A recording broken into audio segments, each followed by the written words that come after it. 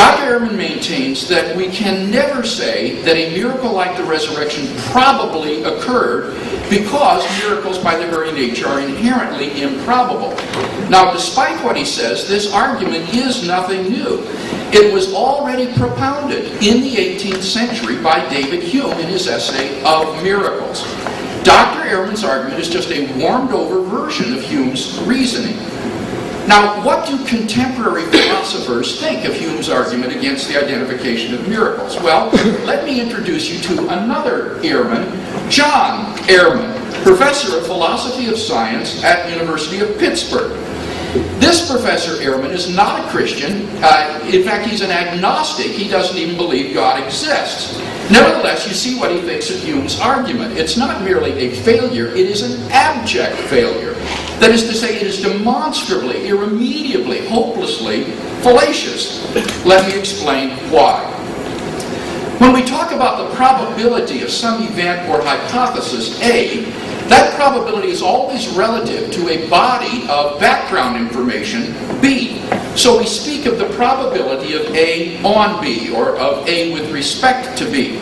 So, in order to figure out the probability of the resurrection, let B stand for our background knowledge of the world apart from any evidence for the resurrection.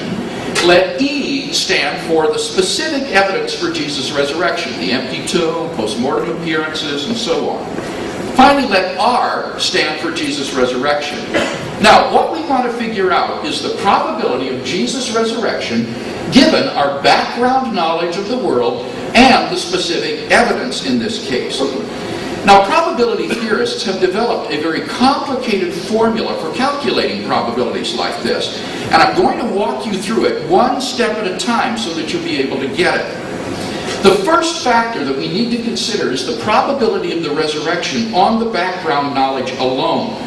This is called the intrinsic probability of the resurrection. It tells how probable the resurrection is given our general knowledge of the world.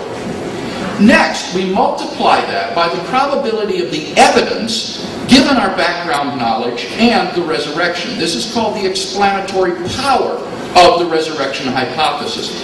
It tells how probable the resurrection makes the evidence of the empty tomb and so forth. And these two factors form the numerator of this ratio.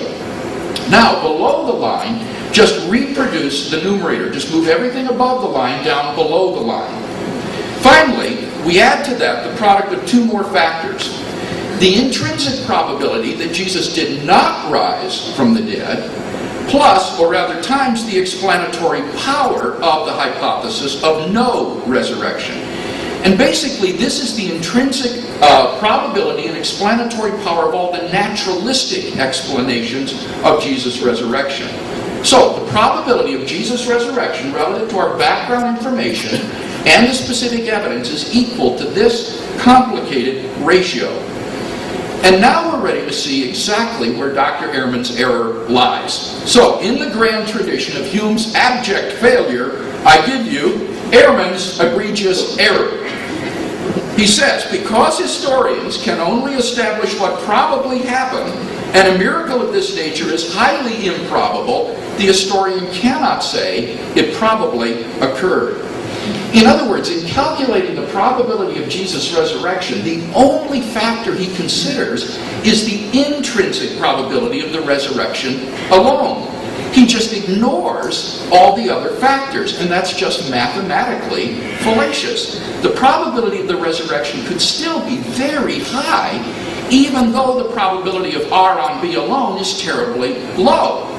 Specifically, Dr. Ehrman just ignores the crucial factors of the probability of the naturalistic alternatives to the resurrection.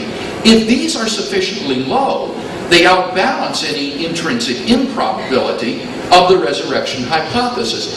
And we can see this by looking at the general form of the probability calculus. It has the form of x over x plus y, because the numerator is reproduced in the denominator.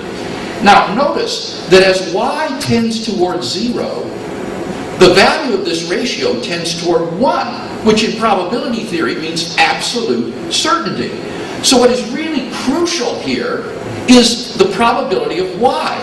which represents the intrinsic probability and explanatory power of those naturalistic alternatives to Jesus' resurrection. So Dr. Ehrman can't just ignore these or present fanciful hypotheses. In order to explain that the resurrection is improbable, he needs not only to tear down all of the evidence for the resurrection, but he needs to erect a positive case of his own in favor of some naturalistic alternatives. But that's not all. Notice that Dr. Ehrman just assumes that the probability of the resurrection on our background knowledge is very low. But here I think he's confused. What, after all, is the resurrection hypothesis?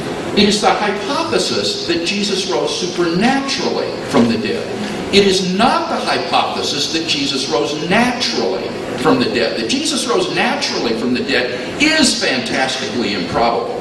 But I see no reason whatsoever to think that it is improbable that God raised Jesus from the dead. In order to show that that hypothesis is improbable, you'd have to show that God's existence is improbable. But Dr. Ehrman says that the historian cannot say anything about God. Therefore, he cannot say that God's existence is improbable. But if he can't say that, neither can he say that the resurrection of Jesus is improbable. So Dr. Ehrman's position is literally self-refuting. But it gets even worse. There's another version of Dr. Ehrman's objection which is even more obviously fallacious than Ehrman's egregious error, and I call it Bart's blunder. Here it is.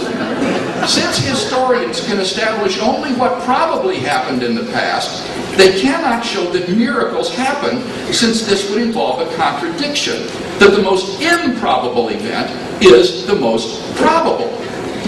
In truth, there's no contradiction here at all, because we're talking about two different probabilities. The probability of the resurrection on the background knowledge and the evidence versus the probability of the resurrection on the background knowledge alone. And it's not at all surprising that the first may be very high, while the second might be very low. There's no contradiction at all. So in sum, Dr. Ehrman's fundamental objection against the resurrection hypothesis is demonstrably fallacious.